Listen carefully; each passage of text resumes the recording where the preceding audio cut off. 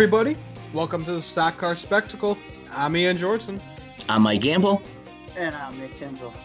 And today we're going to be going over the crazy racing that we had at Daytona and the Truck Series race that we had at Gateway Raceway. So first off, let's start off with our diecasts of the week. Guys, we had some pretty big news today, and I already know that that's what you're going to base your diecast off. So, Nick, why don't you tell us what happened today? Oh, man. Well, first off, I survived my 21st birthday week. Happy birthday to Nick, by the way. Thank you. Yeah. Mike tried to kill me, but he didn't get away with it. There's a couple nights there where those are some wild nights, but officially 21 years old, which means cracked open a Keystone Light raspberry flavor because Keystone Light follows the Stock Car Spectacle on Twitter. Maybe they'll throw us a sponsorship one of these days. But okay, so yeah, today I literally feels like a dream, and I still don't believe that it's real. So Trevor Bayne has not been in a race car in almost 2 years now. Texas of 2018 was the last time this man was in a race car. Today just got announced he's going to be doing a one-off gig with Nice Motorsports, driving the number 40 truck, sponsored by Plan B Sales at Darlington this weekend. And pinch me if this is, I just don't believe it. This just doesn't feel real to me because I thought he was done, and he's back. Trevor Bayne is back in NASCAR. Yeah, I couldn't believe it. I had to look at the report like 10 times. It's like, did we just get slurn bombed? Is this fake? Yeah. Like, there's no way this is real. Right around Nick's birthday, too. There's no way this is actually happening. But nope, yeah. Trev is back, boys. So the full-on Bayne gang is back this Sunday. I cannot wait for this race. 16 rides again, baby. 16 rides again. That's why I busted out my full-on. Yes, sir. And oh man. So diecast of the week, we are going to Darlington this week, and Mr. Trevor Bayne is back in that car. So I thought I would bust out my 2016 Trevor Bayne throwback car that he ran at Darlington, threw back to Mark Martin. Beautiful race car right here. Trevor at Darlington in the Cup Series was not great success. Hope for better luck come Sunday in the Truck Series. Still, his Mark Martin throwback schemes were beautiful, and man, I'm just so happy the dude is back. Yes, yeah, sir. buddy. All right, Mike, what you bring us? All right, as the other half of the 6 team, you know I had to go with something Trevor Bayne related, and I decided to go with my favorite Trevor Bayne Cup Series scheme. Oh, nice. Yes, sir. Oh, that is a clean-looking car. Oh, yeah. Ran a very similar model in the Xfinity Series in 2014, but obviously had the flared-out nose and everything with that body. That would be his 2015 car, right? Because then in 2016, he went with the little checkered pattern on the bottom that was gray. And then 2017, they started adding the color and all that. But, yeah, that 2015 Trevor Bayne Advocare car was one of, if not my favorite schemes of his. I had the Advocare ones he ran. So, there you go. The man is back. That was a Black Friday deal like 2 years ago. So that's an elite diecast too. So nice. Good find there. Yes, sir. All right, guys. So I'm sad to say that I never rode on the Trevor Bayne wagon before I met you guys. So unfortunately, I don't have any Trevor Bayne 124s. I got a few 164s. So we're going to Darlington. I thought I had to bring a throwback scheme out, but it was not at Darlington. I'm bringing out Dale Jr.'s final ride, going back to his Budweiser paint scheme. I just think this is just what a way to send off Dale Jr.'s Cup Series career than to go back to his rookie paint scheme. I just love the way that they did this. Oh, absolutely. Yeah, I'll never forget that race, man. I was so sad watching his final hurrah. And then him having Budweisers with everyone on pit road, that was awesome. Yeah, that was really cool moment. Kind of get back to the roots of the sport a little bit too. Guys having beers on pit road and everything. I thought was pretty funny. Exactly. All right, guys. So let's get into our race review. We went to Daytona International Speedway this weekend, and we went to Worldwide Technology Raceway as well. So we're going to start off with the Xfinity Series race. We had Chase Briscoe winning the pole with the crazy algorithm that they got going on here. We had Justin Haley going on to win stage one. Colleague Racing looked fast to start off with, guys. They worked that train real quick. It just seems when we go to restrictor plate races now, college racing is always at the front. We saw it at Talladega earlier this year. We saw it at Daytona last year. Those boys are fast out front. Yeah, absolutely. They've got one of, if not the best super speedway package in the Xfinity series right now. They always find a way to work together and get to the front until later in the race. Yeah, I can't wait to talk about that. Yeah. Then we had a caution on lap 10 of stage one. We had Brandon Jones cutting off Chase Briscoe. Took out the field behind him, taking out Noah Gregson, Hemrick, Allgaier, Brett Moffitt, and that brought out the red flag too. So not the smartest of moves there for Mr. Jones. Yeah. And again, yeah, Daniel Hemrick. Always caught up in someone's mess. Bad luck continues.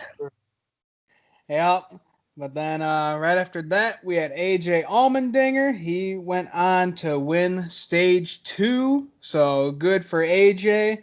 And then here it got a little messy on the final lap in turns 3 and 4. Ross Chastain tried to make the pass on AJ Allmendinger. AJ blocks him, and then they take each other out, basically paving the way for Justin Haley to get his win at Daytona. Yeah, that was an interesting move there by Ross Chastain. I get it, he's going for it, but man, to wreck your teammate on the last lap. But it is turn 3 at Daytona. You just never know what's going to happen. And geez, out of all Justin Haley's career wins, I think he's only won one of them straight like up. Legitly, yeah. It's all been luck for him, basically. The other ones have been somebody's wrecked on the last lap, and he just happened to be the guy there. And then Daytona last year. But, well, listen, I'll just say this, though. I've watched that replay like 25 times now. I'm not convinced that is 100% Ross's fault. If you watch the replay, he does seem to get his nose under just a little bit, and AJ just kind of comes down into the lane. Yeah. Especially, late race racing for a win here, can't really put fault on Ross too much, especially at this point in the year. If you don't know what Ross Chastain's all about, I mean, that's just dumb on you. I mean, he said it best. I'm not running for second. I want to get that win. I mean, he's hungry for it. He hasn't won at all this year. He's seen his teammates both grab the checkered flag.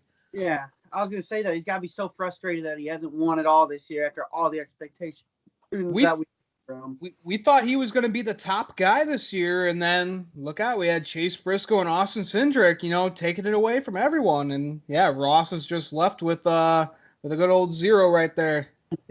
Yeah, you guys hit the nail on the head for a guy that we were penciling into the championship for from week 1 of the season to where we are now. This is not the way I expected that the season to go for him at Colleague Racing, especially with the way he drives at restrictor plate races too. I would expect him to get at least one of those and maybe a win or two also under his belt along the way. But here we are. Racing's that's why you go out there and you race every week, because you never know what can happen.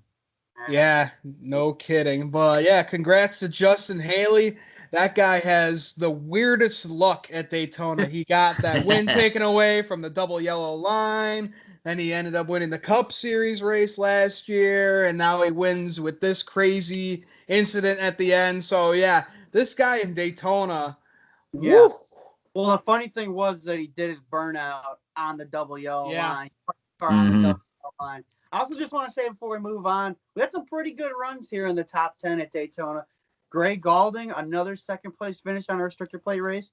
He finished second at Talladega to Justin Haley earlier in the spring. Josh Williams had a great run, and Jesse Little getting a top 10, and even Vinnie Miller finishing P11 for BJ McLeod Motorsport car that is running a 2-year-old chassis right now from 2018. Yeah. Wow. Pretty incredible runs, and once again, it just goes to prove you get to these super speedway races. Sometimes the equipment advantage on some of these bigger teams is a little more null and void than at other places, so you get to see what some of these drivers can really do if equipment were a little more equal. So really cool to see some guys that we don't always see running up front do well. So yeah, always fun. That's one of the best parts for me about super speedway racing. Oh, without a doubt. All right, guys. So now let's move on to Saturday. We have the Cup Series race. We have Kevin Harvick winning the pole from the crazy algorithm that we got going on. Logano, he goes on to win stages 1 and 2. And then we get a caution with 9 to go. Tyler Reddick. Newman said it best. It looked like that 8 car ran out of talent. Tyler Reddick got a run on Kyle Busch, tried to make a pass, ended up sliding in front of him, taking out the whole field behind him, taking out Kyle and Kurt, Eric Jones, Austin Dillon, Ricky Stenhouse, Ryan Newman. Just yikes, buddy. Well, listen, the best way I could put it, in my opinion, watching that wreck was, I don't know about you boys, but I watched that race and just the whole race up until that 9 to go, there was just a tension about it. It's like, when is it going to happen? When are guys going to get crazy? We know what's on the line. This is the last race for anybody to punch their ticket to the 2020 playoffs. So you knew something crazy was going to happen. You knew somebody was going to try something they wouldn't normally try to punch that ticket. I'm not surprised in the least bit that it was Mr. Tyler Reddick. I'm a little more surprised that people are so upset about it. Like, you didn't know this is what guys were going to have to try to do. Yeah, I mean, again, that's super speedway racing. And yeah, when you bring it to the regular season finale, this is what's going to happen. 100%. Exactly. I mean, yeah, he had to go for it. I mean, the only way he was going to make the playoffs was if he won this race. And he felt that this was his best shot to go up there and do it. Yeah, there were still 8 laps to go in the race, but he had to go for it. So I kind of praise Tyler Reddick for doing that. He might have made a rookie mistake in the end, but he went for it. And I like to award guys who have balls to go up there and do that. Also, to be fair, Joey Logano does something like that every super speedway race, so he's still sticking around. Yeah, no kidding. Yeah, and then speaking of Joey Logano, 2 to go. We got Hamlin and Joey fighting for the lead. We see Bubba Wallace come shooting from the outside. Unfortunately, Joey got a little loose there from contact with Denny, got into Bubba, then took out the field behind him, including Kenseth, Tyler Reddick, Jimmy Johnson, Cole Custer, and Daniel Suarez. So wild right there. I really thought Bubba was going to shoot to the lead and take the win there. Well, listen, still with 2 to go. As the leader, you're always a sitting duck. But I was screaming, yelling, and jumping as a Bubba fan too. Obviously, Blaney's punched in, so a half of me was a little relaxed watching the race. But knowing this was a place that Bubba had a pretty good shot of going out and potentially getting a win and doing, like we were saying with Tyler Reddick, punching that playoff ticket, man, I was on pins and needles. And to see once again Joey Logano not end his day, because obviously Bubba rebounded fantastically, but more or less take away any shot at a win was pretty disappointing. Yeah, for sure. Well, me being Matt DiBenedetto and him being on the bubble, if Bubba Wallace would have won that race, I would not have made it in. I would have loved to have seen Bubba win, but that would have hurt if he gets in and then DiBenedetto misses it by like 1 point or something. But yeah, that's just Joey Logano at a restrictor plate race. And I get it 2 to go, but boneheaded moves. No, yeah, I mean, we've seen the history of it. So, yeah, we're pretty much used to it at this point. And then here at the end, we had William Byron winning his first ever Cup Series race at Daytona International Speedway, holding off Chase Elliott, Martin Truex Jr., and Denny Hamlin. Just finally, I mean, we've been talking about it all season. When is Willie B going to get that win in the 24? And he finally got it done, and he had one hell of a race there. Yeah, guys, I'll be honest. I thought when we were looking at the 3 bubble drivers, and I guess you could include Clint on this to a degree because he wasn't really locked in until the end of stage 1. But if we're looking at those 3 or 4 guys, I thought William Byron was going to be the one on the outside looking in. We saw him get a little flustered last weekend in the doubleheader weekend and get a little pouty and kind of frustrated on the radio with Chad Knaus. Going into a weekend like this, I thought Matty D had been running better than him all year. If you're going equipment versus equipment, taking that out of the equation, you look at just, the whole scenario. I thought Matty D's having a little better year given the circumstance. And I thought Jimmy Johnson's his experience and everything, would really found a way to kind of carry him. And I thought it'd be William Byron on the outside looking. And I really didn't see this happening. Good for Slick Bill. You hear all this stuff about, he's been here for 3 years. He hasn't won. And I've been one of the first people to say that myself, because there have been times where he struggled being his third season in. But he was younger than, or in comparable age, Jeff Gordon's first win, if I remember correctly from seeing the stats. So 24 days younger. We forget just how young this kid is, really. I mean, he's really just starting. So, yeah, it has been a very rough season in a lot of ways. But guess what? He gets a win. He's in the playoffs. None of that even matters anymore. Absolutely. Kid got it done. Like Mike was saying, I was one of the first guys to be super critical on him all season long. Connor Bunn in our group chat, he was defending William Byron all season long. So I guess I got to shut my mouth now because William Byron got it done. But, yeah, congratulations to him.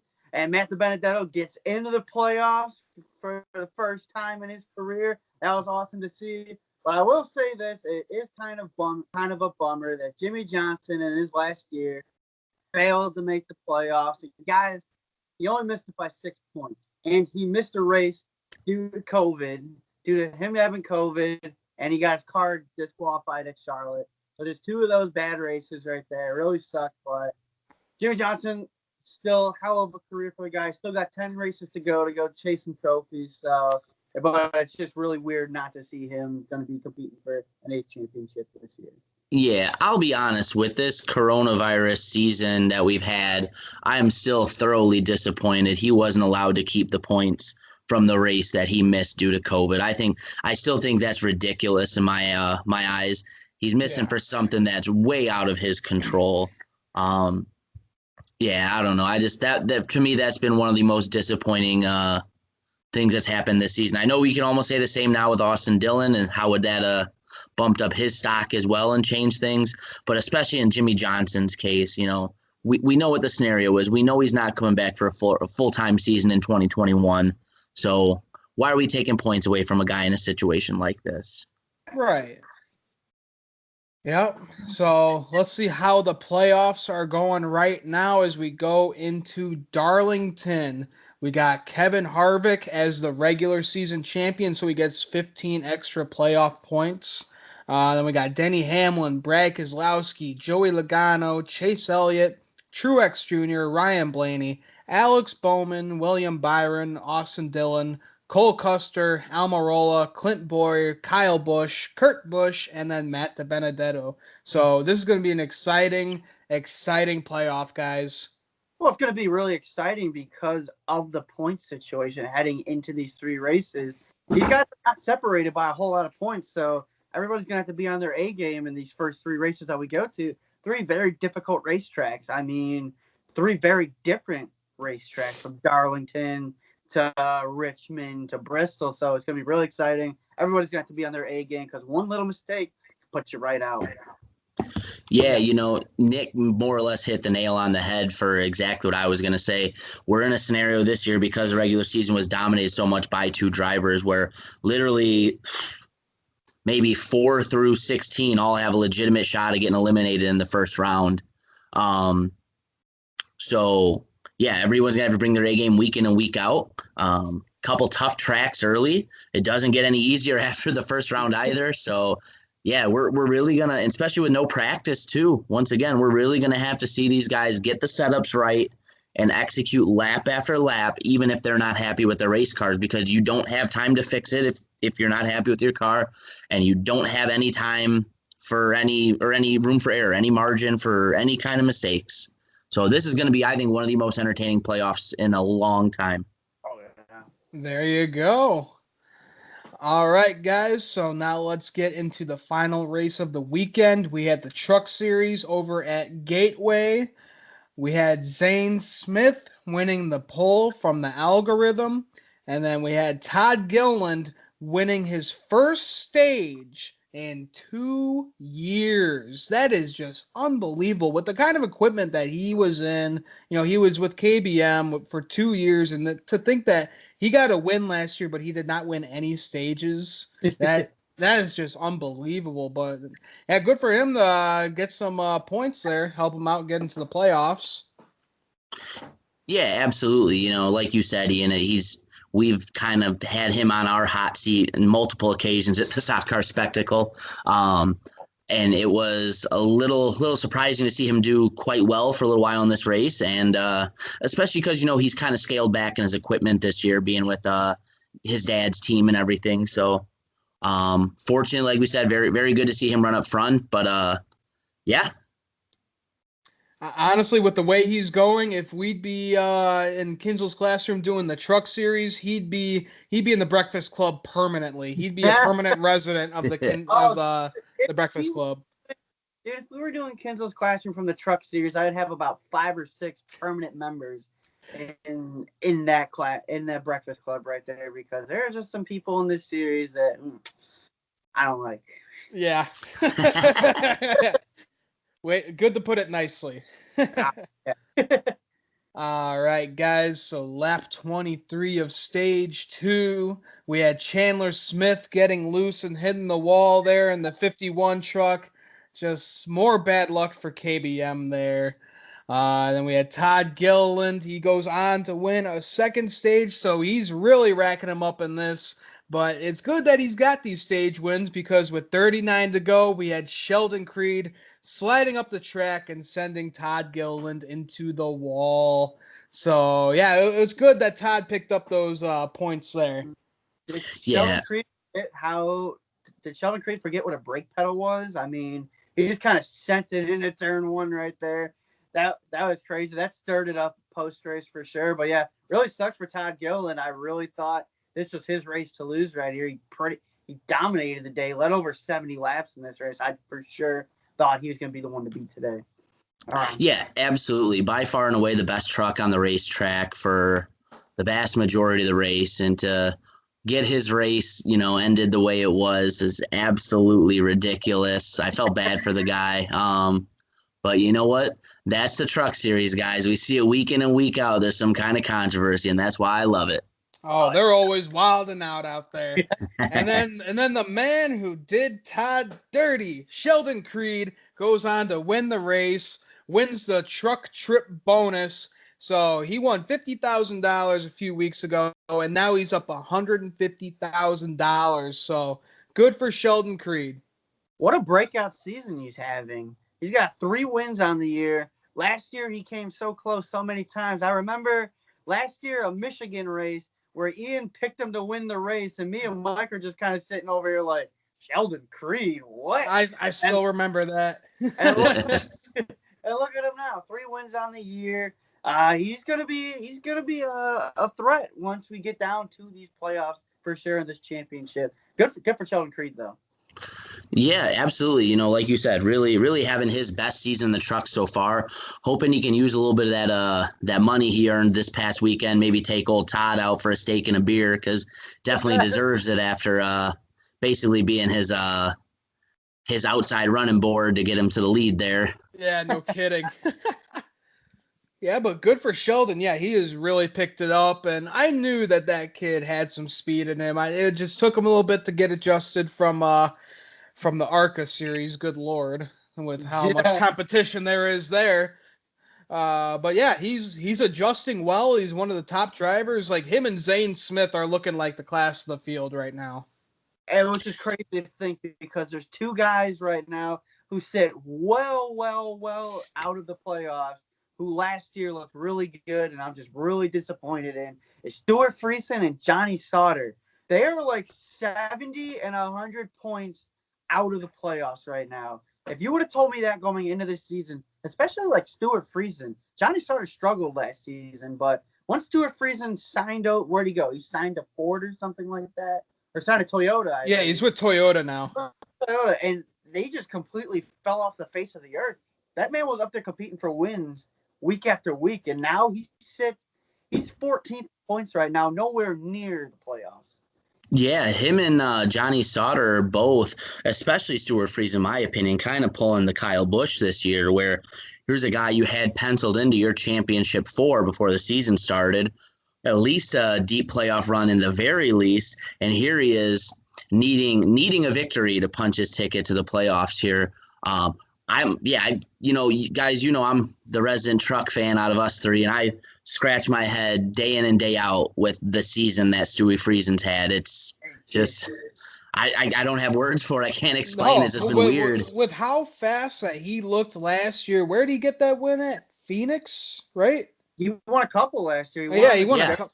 He won Eldora and I think it was Phoenix. Yeah, Eldora and this year he only has 7 top 10s and 2 top 5s and a couple DNFs to go with that as well. So, and let's be honest, if you're a competitive truck team, a top 5 is a must, or a top 10, I should say, is a must. Oh yeah, without a doubt. Yeah, it's just so crazy to see him just fall off like that. Yeah, absolutely.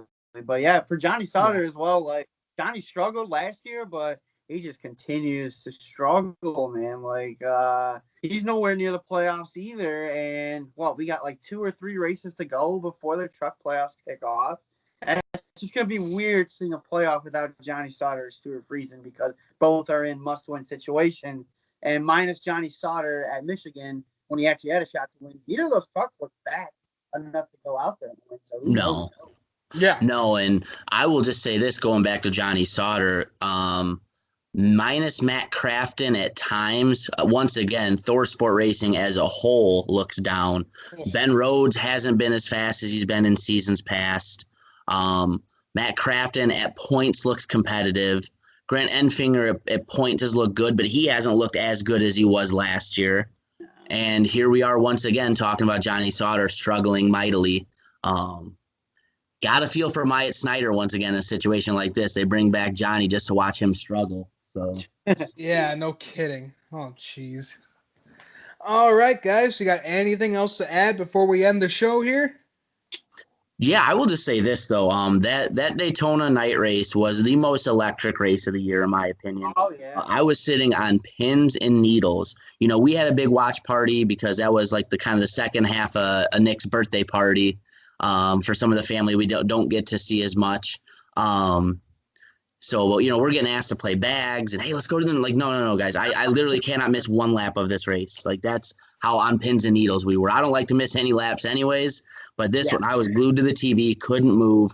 And like I was saying earlier, until that 9 to go wreck, man, that was like you could feel like the hair on your arms stand up watching, just waiting for something crazy to happen. So I got a question. Yay or nay as a regular season finale? I think they nailed it. I mean, yeah, you have weather concerns at Daytona at this time, but other than that, we were dry all weekend long. So surprisingly, I think they hit it out of the park on this one. I loved it. I'll say entertainment value, yay, 100%. That was, again, we talked about how crazy it was going to be for that race to be the season finale, which it was.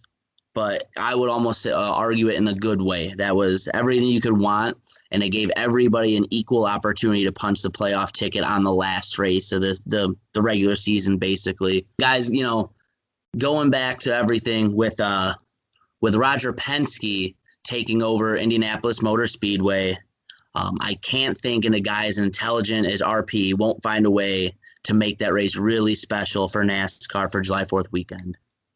Well said. Well said.